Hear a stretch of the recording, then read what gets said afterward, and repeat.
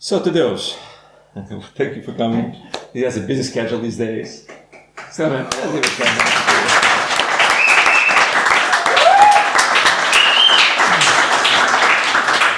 super nice guy, DJ in his free time. Actually, yeah, we also had a story, but anyway, we'll leave it for another time. One of our first meetings was Tadeusz was taking care of the music, basically. It was very nice. So a bit about yourself. I mean, I gave a little hint of your path in recent years because we've known each other not that long ago. But who are you in relation to psychedelics, and how that led? Maybe what were you doing before, and then how did you bridge that personal interest in psychedelics with the interest of actually making a difference by creating a new organization? That's now institutionalized, it's now a player in the field. Yeah. Thank you, first of all, for such a warm welcome. We share a lot of stories, and I just want to say that this place and, what we are doing here together is more about friendship for me, actually, than even psychedelics in some sense, and I'm very happy to be here. It's interesting how Pedro has been really witnessing the development of PAREA from the first initial ideas, and you hear a lot of ideas from people, and I suppose you were also kind of thinking, okay.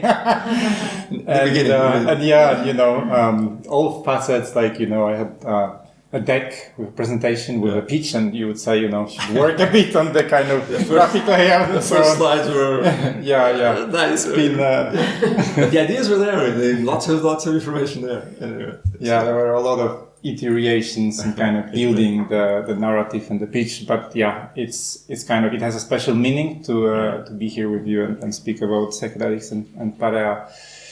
So with this, I am coming to this area from, actually maybe not many people will know, but I kind of graduated from theology back in Poland. I was my parents are very religious, and I had different ideas about my life back then. One was kind of becoming a priest, which nearly happened.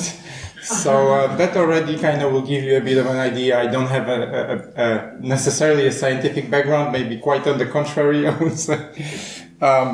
But then somehow I ended up very early in my career, just almost at the beginning, in Brussels. We moved there with Asia, with my wife, whom some of you know. And I started my adventure with working with EU institutions, and not for the European institutions, but kind of doing advocacy policy, or some call it lobbying. And almost since the beginning, I worked for so an organization is called European Brain Council. I spent there 9 years, and it's about brain health, about brain research. And that's, as you can imagine, is already very close to psychedelics. But that's how I started building my expertise in Brussels. So at the intersection of brain health, EU institutions, and coalitions. So EBC, European Brain Council, is a coalition that brings together all sorts of players in the field. So you have psychiatrists, neurologists, patients, industry. So I really appreciate since early years the dynamics of working as these organizations, civil society groups, and how, it's a really interesting kind of formula for moving some agendas. Then I moved to Portugal after 10 years in Brussels. I went fully remote, and then, the first thing to do is, of course, to move to Portugal when you can. So we were very kind of on the same page with Asia about moving here and with our son. Then I started working for another kind of brain health related organization, which is the European Federation of Neurological Associations, where I still actually work. As you mentioned, I'm kind of still keeping that one. And somewhere along the way, probably around maybe 7-8 years ago, I started learning about scientific progress in psychedelics. Probably the first kind of circumstance that introduced me to this was a podcast of Tim Ferriss with Jim Fadiman. And then kind of I over the years, I felt more and more of a gravitational pull towards psychedelics as tools to help us with our psychological issues.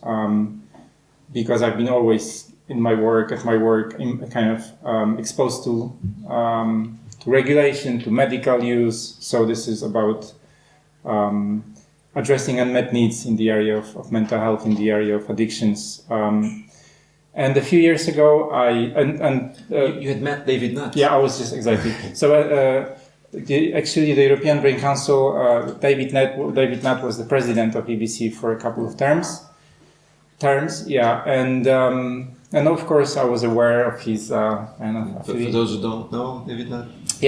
Yeah, Professor David Nutt. He's at Imperial College London. He's a neuropsychopharmacologist, so he's looking at how different pharmacological interventions are, what they are doing to our brain and how we could use them therapeutically. And since maybe 15 years, I don't know, he's had a scientific interest in psychedelics, and he became a bit of a kind of one of the leading figures globally, scientifically speaking, in psychedelics.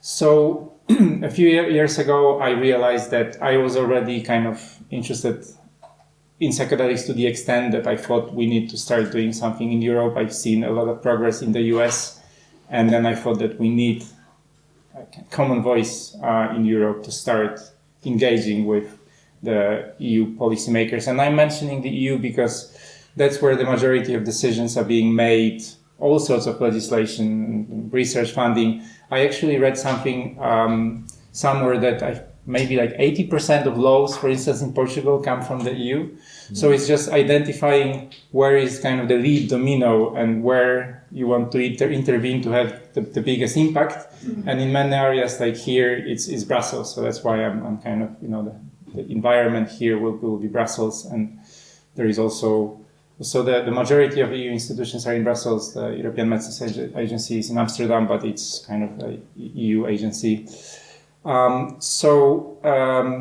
I thought that we need this voice in Brussels. Then the idea of PAREA was really growing slowly. I didn't have a formula at first. I was kind of looking what could work best. But what we landed on is a multi-stakeholder and multidisciplinary partnership. So before the PAREA was officially announced, I think it took me like almost 2 years of first crafting the narrative and kind of a selling pitch why this is important, and going with this both to psychedelic community and to other patient organizations, scientific communities. And they had to go through their boards, and it just took a lot of time because the psychedelic community, they didn't know me at all, so they would kind of mostly ignore me. The other communities in Brussels, they knew me, and they didn't really like the idea of joining a psychedelic lobby, but they kind of, I was persistent, and I think I was explaining what this is about, what somehow kind of put them at ease. It had to go through the boards of all these organizations, and then PAREA was born in early 2022. Now, PAREA stands for Psychedelic Access and Research European Alliance. It's also a word that has a meaning in Greek. You know that psychedelics is a Greek word. We are in Europe, and PAREA means something like to spend time with friends, to kind of exchange ideas, to party also. So I think it denotes this concept of togetherness, really, which is a nice segue to psychedelics.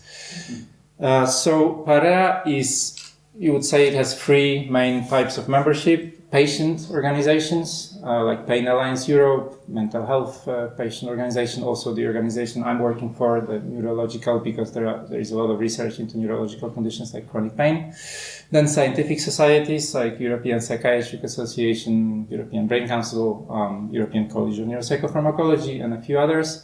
And then psychedelic foundations like Beckley Foundation or Drug Science, groups that have more kind of a European dimension. And I will finish there. The focus of PAREA is on a future prescription use within formal healthcare delivery, without taking anything away from other uses of psychedelics, because psychedelics is so much more than, some kind of medical idea that we have about them. And even within the medical paradigm, we know that mental health conditions it's very easy to pathologize us, but we are all somewhere on the spectrum of mental health, from optimal kind of well-being to suffering and so on, and can kind of oscillate.